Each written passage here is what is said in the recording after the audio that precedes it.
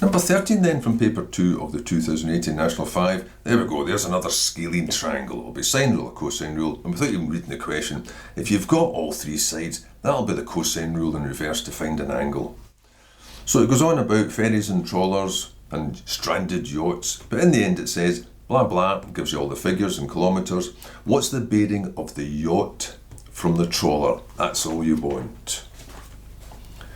The bearing of the yacht from the trawler means you're at the trawler, and the bearing means from its north, how many degrees is it clockwise until you're facing the yacht? We'll already know that's 240, so I just require this additional angle here, x, and then that'll be the bearing. That'll lead me towards that yacht. Well, you can look up the front, and you'll find the formula cos A equals b squared plus c squared minus a squared over 2bc. There's no a's or b's or c's. You could rename it with f's and t's and y's, but that's just a pattern for it. So that means that cos of x will be, I'm not going to bother with degree signs.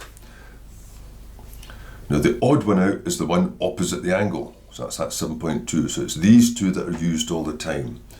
10.3 squared plus 5.6 squared minus, and then that's the odd one out, 7.2 squared over 2 times 10.3 times 5.6. Now let's just enter that lot then.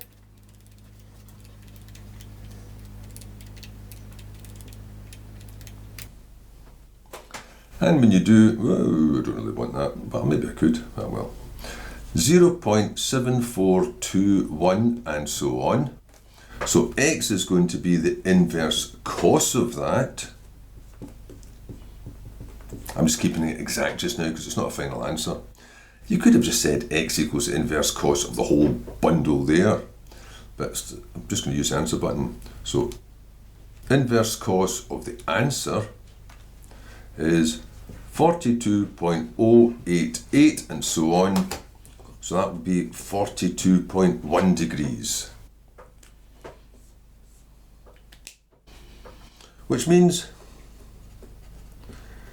the bearing you want will be 240 plus the 42.1, which is 282.1 degrees.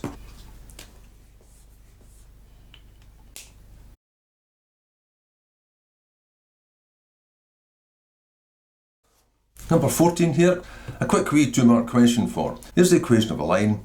Where does it cut the y-axis? Well, you don't need to rearrange it to answer this type of question. It cuts the y-axis when x is 0, so just put 0 into that. So that means you've got 0 minus 5y is 20. So straight away, y is going to be 20, and that just leaves a minus 5 there, so y is negative 4. So the point is the point 0, negative 4.